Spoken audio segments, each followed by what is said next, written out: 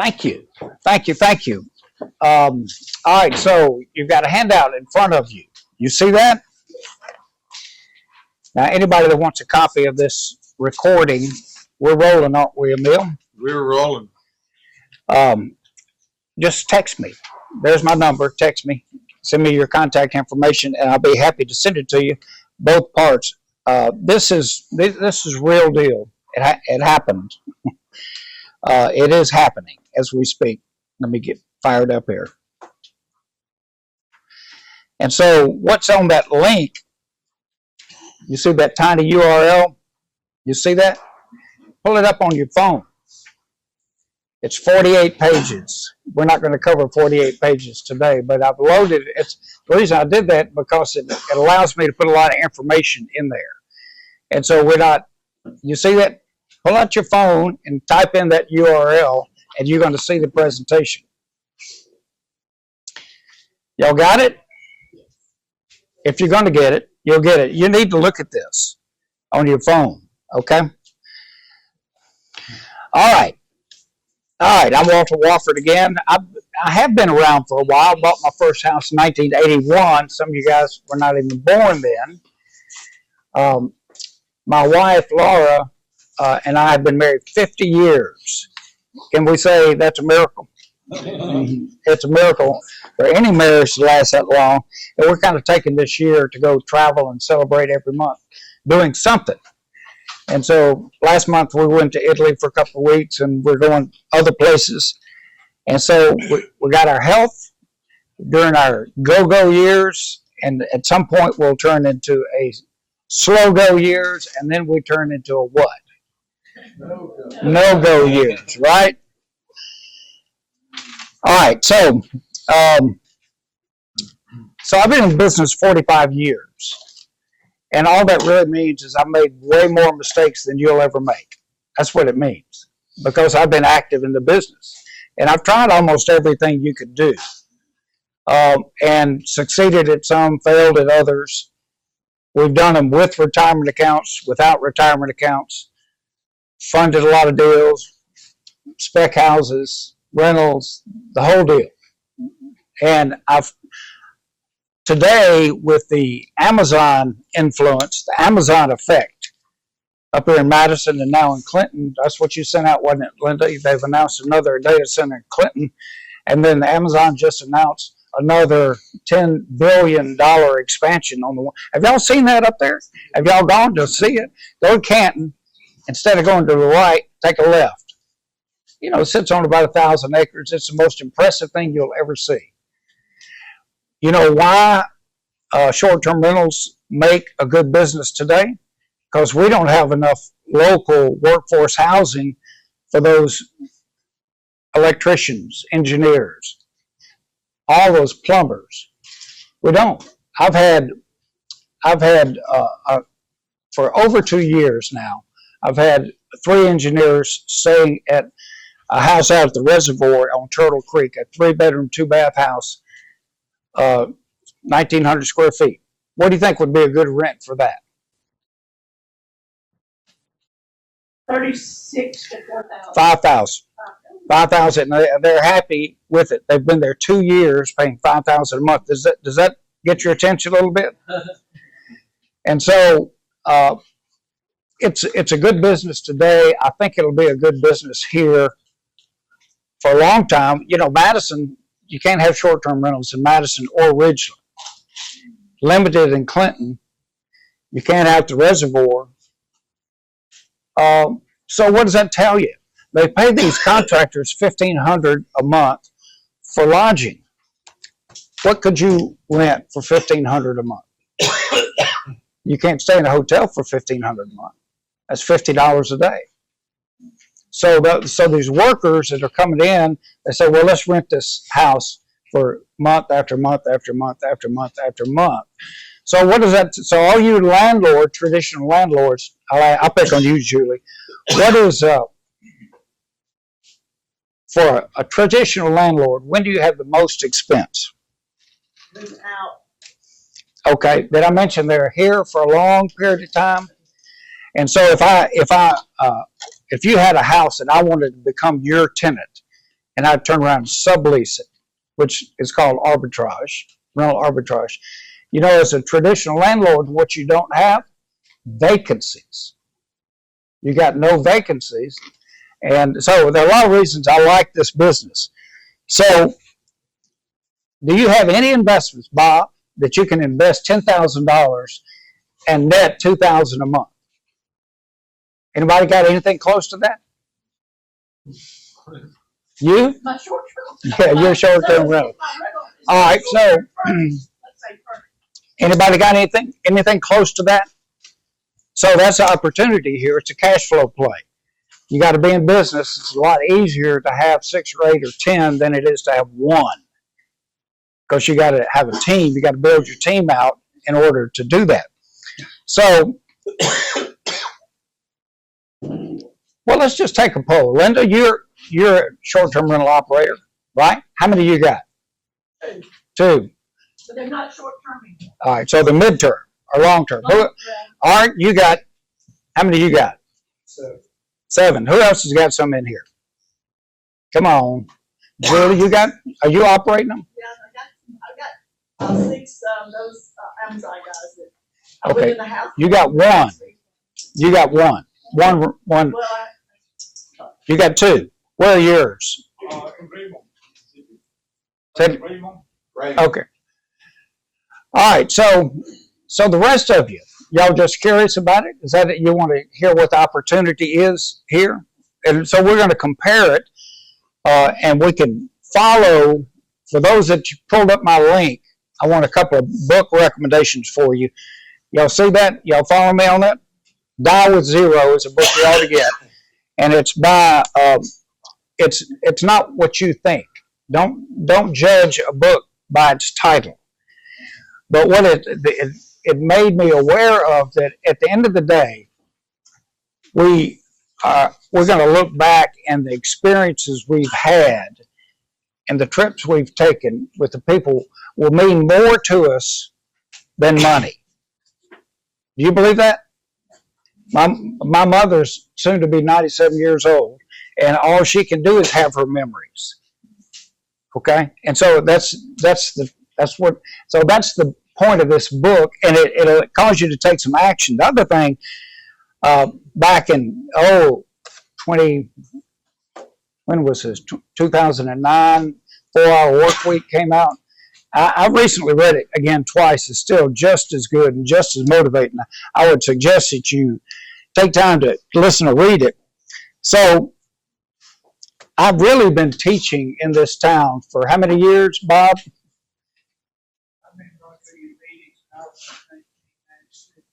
All right, that's a couple of years. And the reason that I quit is because I realized that 97% of the people that I'm talking to won't engage. Only 3% engage. And so I have the luxury of time of wasting it on 97% of the people who won't engage. That's the reason I quit doing it. It's just, it doesn't make sense. Time is more valuable than money. So I'm going to ask you, which category are you in? You're in the 3% or the 97%? All right, so there's a picture here of a fire hose, drinking from a fire hose. That's compliments of art back there. All right, so you can look. The reason I loaded this document up and is because we can go get AI to do a better job of what is a short-term rental business, and I put it in there. How does that differ from the midterm rental business, which Linda is in? And the idea is to keep people paying high dollars in your houses as long as you can. That's the goal. The cash flow is 2 to 3 to 4 times greater than a vacant rental. All right, so not every house fits it.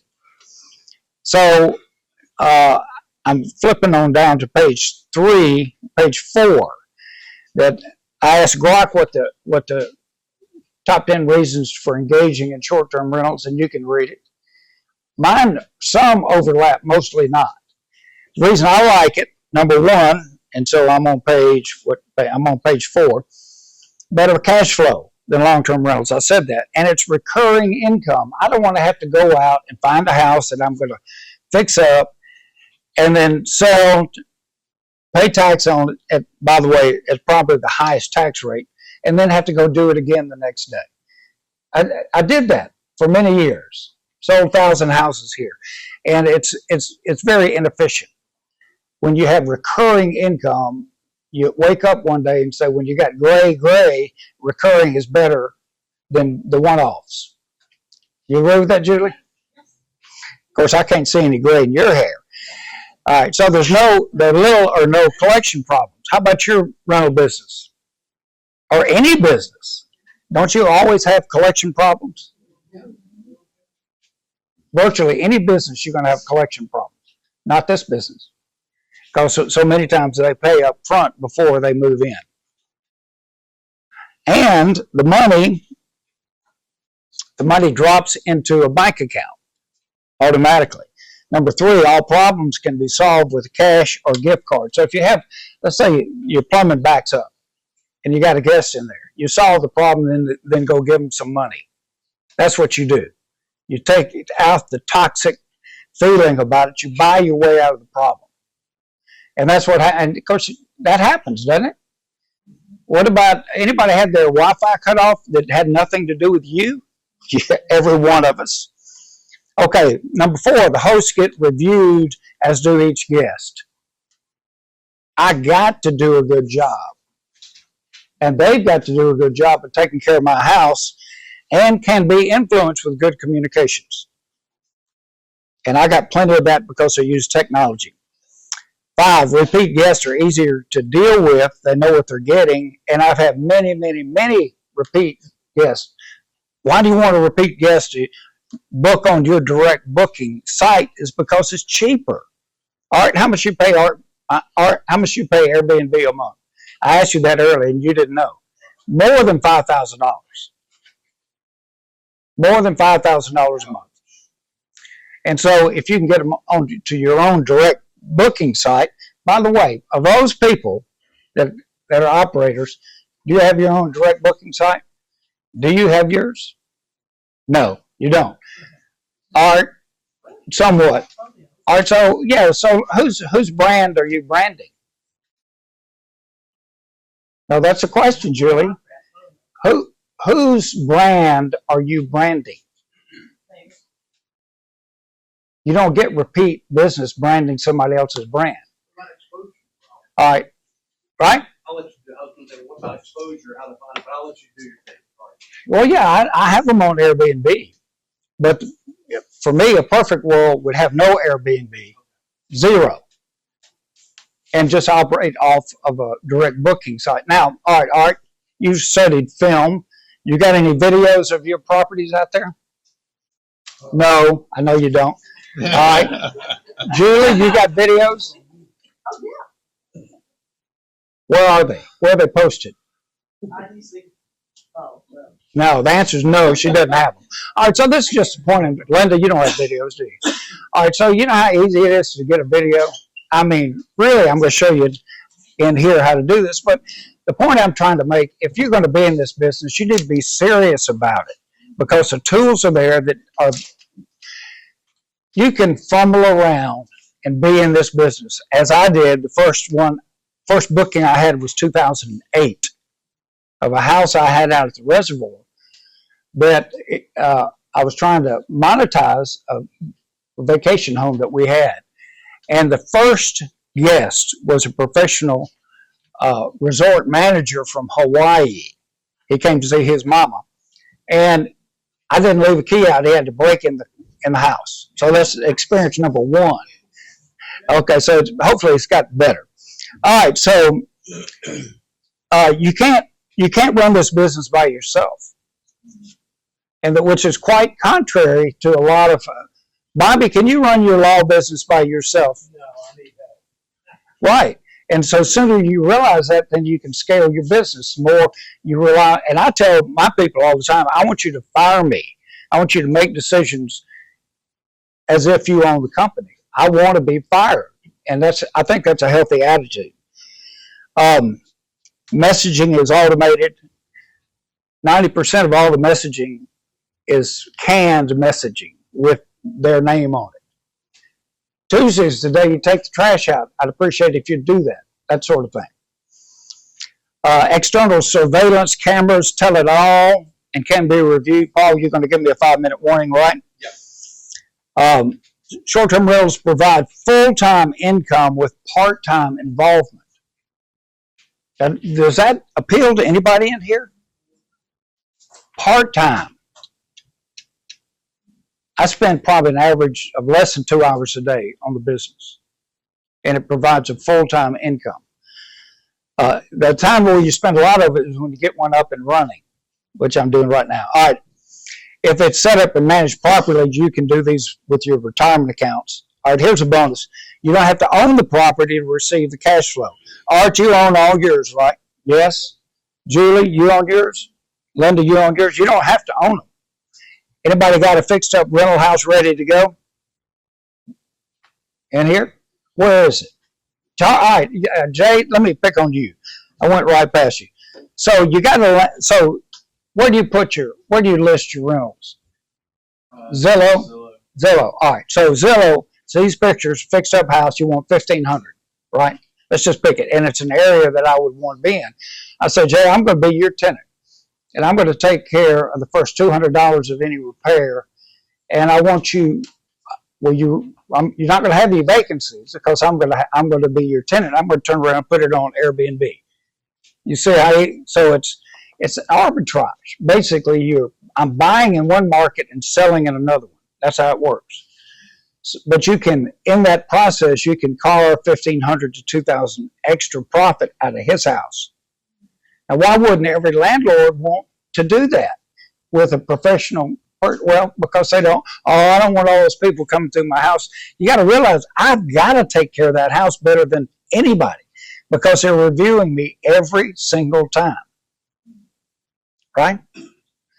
All right, so I'm almost through with that. So, also, Jay, with this work, you got a house. I'm going to be the operator. Let's do a joint venture. You own the house. We'll split the profits with a performance lease, and we'll get to decide what that is. So you, as the landlord, have an opportunity to have a higher income by arbitraging it with me. Would you consider that? That's the idea. All right, so no evictions, no foreclosure, no life events disrupting their ability to pay, no dogs, no cats. Did I just eliminate most of these real estate problems? All right, so a quick question for you guys. We're not going to get through this 48 pages, but for all you long-term landlords, how are you going to exit ownership when the thrill of management is gone? How are you going to get out? How do you see yourself getting out? Or when your health is gone, how do you get out? So I want you to be thinking this in the back of your head. And so here's my bold statement. If you think a $20,000 net business income is impossible, then it is for you. It takes way fewer houses to reach the goal of that than traditional landlording. So, Art, you've been a property manager. How many houses would you have to manage to net, I'm talking about after all expenses, $20,000 a month? 400? Oh, no. Oh, no, no. No, no, no. I'm talking about managing. If you were a fee manager, you'd have to have way over 200. Way over. I'm just picking numbers here. So if you can net $2,000 per month on a house in short-term rental, how many does it take to get to that $20,000 a month? 10. Exactly 10. So these houses are kind of like our bodies, Linda. They're deteriorating every day, aren't they? You want to look after 200 houses deteriorating every day, or would you rather look after 10 houses deteriorating? Right? I mean, is all this beginning to make a little sense to you? I hope I'm changing. So here's a case study. 5034 Old Canton Road, right across from Palm Bridges. All right, I'm on page 6. Can y'all look it up? You see where it is on page 6? Now, I bought, a year and a half ago, I bought the house next door to it. So I know I got a good idea what it's worth because I had that house appraised. Okay, and I got a good idea what it'll generate because it's got short-term, well, they're actually long-term tenants working out of Amazon. You see where it is? It's pretty ordinary looking house, isn't it? The yellow house on the right, I own that one. So let's come on down to page 7. Land roll says it's 1699 square feet. And it was a 3-2, was rented for $1,500 a month. That's about right. I mean, right? Isn't that what it would rent for? It had a workshop in the back under roof. So here's a test question. What does the deed date indicate about their mortgage interest rate? Look at the land roll. What was the deed date? Can you see it? 21. What does that indicate about the interest rate? What was happening in 21? Cut rates like crazy. All I'd right. say we're kind of coming up a little bit. So let's just scroll on down. 20, I've got them all here. I asked Rock, tell me what the average interest rate for Fannie Mae mortgage. The average for 2020 was 3.11. For 21, it was 2.96, less than 3. Now, why do you think that matters at all? What does that have to do with the talk? And you can look at the rest of the numbers. You have a lower payment. The owner has a lower payment. Therefore, when I ask them to seller finance it to me, they're going to make a bigger spread than they were making renting to the house, to the tenants. All right, so here we go. So the conclusion I'm trying to get you to see is I want financing in place. I want to manufacture my own financing. Can you do that? Sure you can. Linda, you're selling yours with seller financing, aren't you?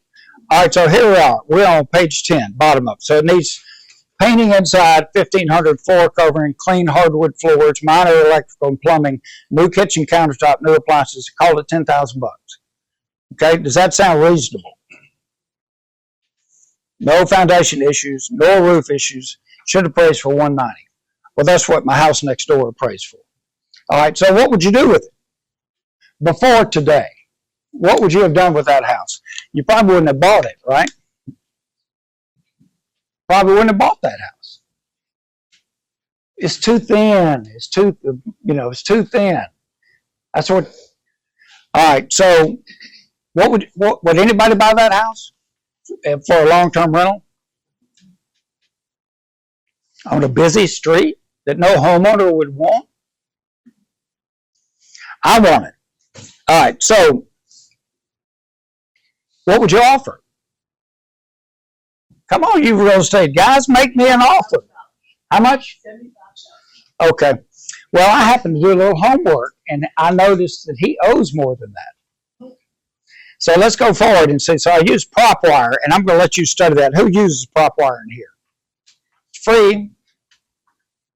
You can look up any property, and I'm not going to.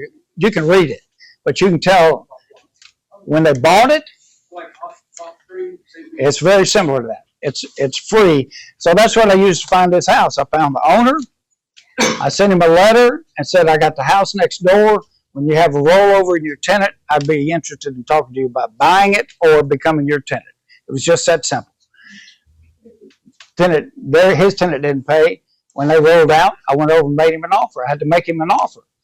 All right, so let's look at page 6. PropWire says that it's worth $230,000. You believe that's a number?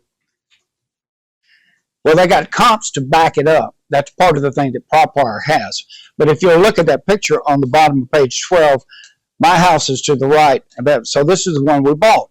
So I'm going to flip through there. It tells you all about the property, what they think it's worth. It also tells, they estimate what the mortgage loan balance is.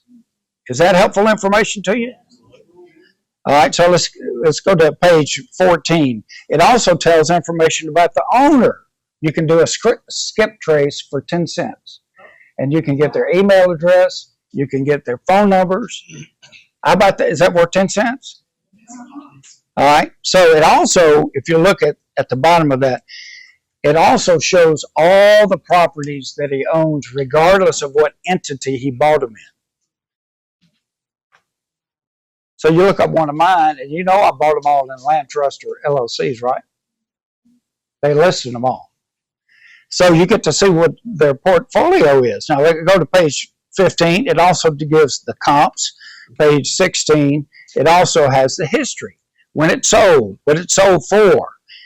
And so is that some pretty good information for free? You don't have to go to the courthouse. It's done most of your work for you. So without a target, you'll miss every time. Let me tell you what my target is. I want a 3 or 4 bedroom in 39211, 39216, 39047 out at the reservoir, with the possibility of adding a bedroom or 2, buying it subject to, not assuming the loan, leaving the loan in place, using a wraparound mortgage, creating a long-term below market interest rate mortgage. What number would that be? Less is 6 or less, right? 6% or less. No balloon to put in my short-term rental portfolio with minimal cash down.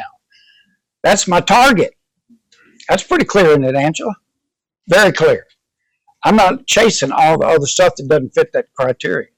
So that's why the interest rate was important in that first part of this discussion, because what I did is I went to Grok and I said, I put the scenario, I said he borrowed money 5 years ago, he borrowed $82,000, and it's at 3.65%. What is his loan balance today? So I got close to that. And so it was a 15-year mortgage, so he had paid 5 years into a 10-year mortgage. So I talked to him about the benefits of his cash flow if he financed it to me. And you can see all the language in here, but basically what he would rather, over the next 20 years, make $155,000 cash flow by being the bank. Easy decision when he's kicking out his tenant, isn't it? And so I told him I'd fix the house up. And so that's exactly what we did. I put it in a Google Doc, and I used, I'm going to tell you, I'm going through some tools. Look at page 17. Who has seen CubiCasa? Charlie back there. CubiCasa.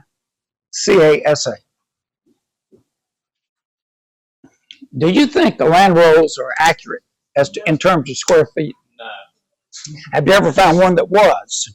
Yeah. Rarely. Well, you know, this house, they added a den that they didn't ever permit. And the house I bought next door, they added a den they never permitted. So how could it be right? They were off about 400 feet. Now, what does that translate into value, being off 400 feet? $30,000-$40,000 bucks. And so this is a tool. You take your phone, download the free app. You just walk around the house like this.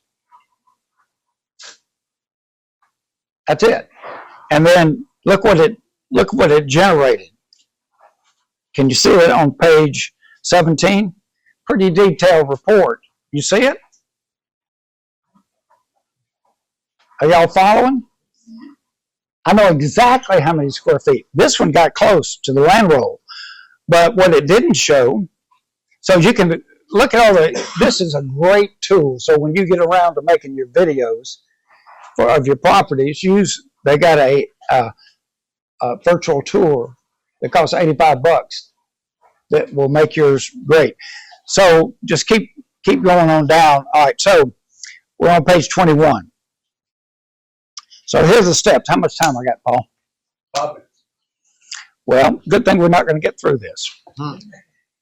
So this is just what I did. The steps that I went through. This is on page 21. I did an online title search that I think everyone ought to do that as the first thing when they get a call from a seller. You want to know if they got judgments, or you want to know the quality of the title before I'm going to get in my car. So it was squeaky clean. It had one mortgage.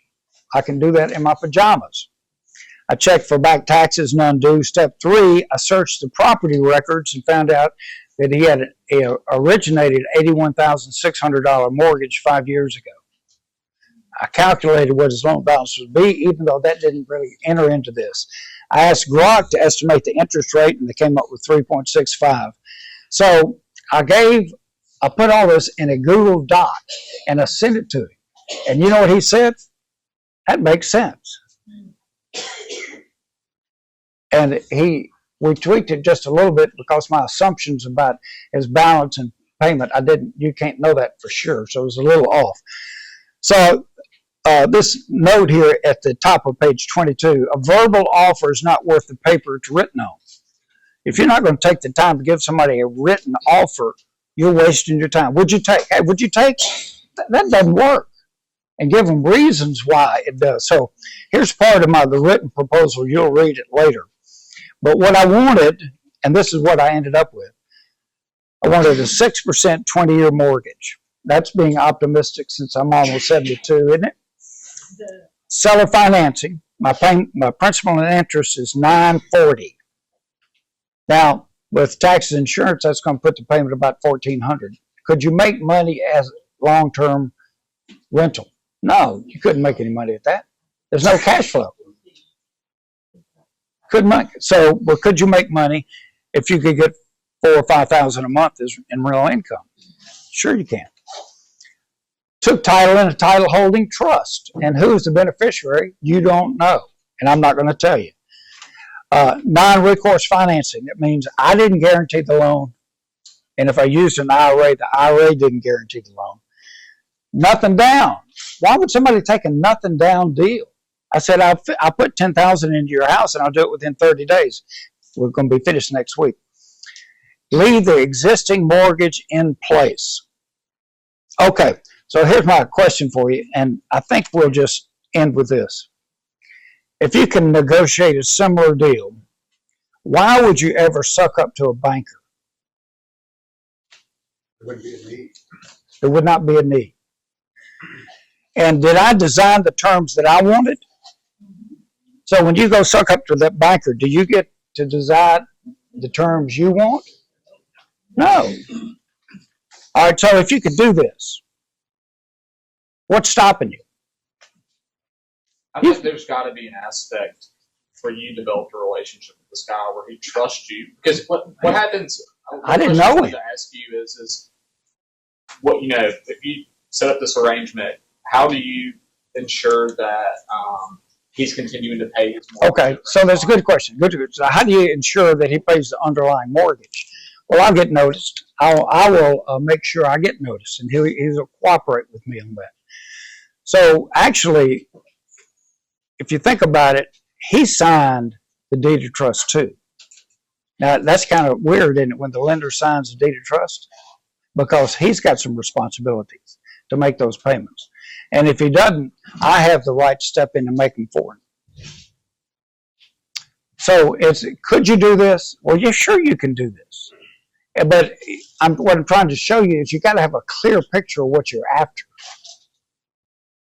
And we will continue this in 2 weeks, and we'll start on page 23, and we got a whole bunch of more technology to show you in this. Why don't you read in the next 2 weeks, and send me any questions, text me, and I'll make it part of the presentation. I'll answer them just like yours.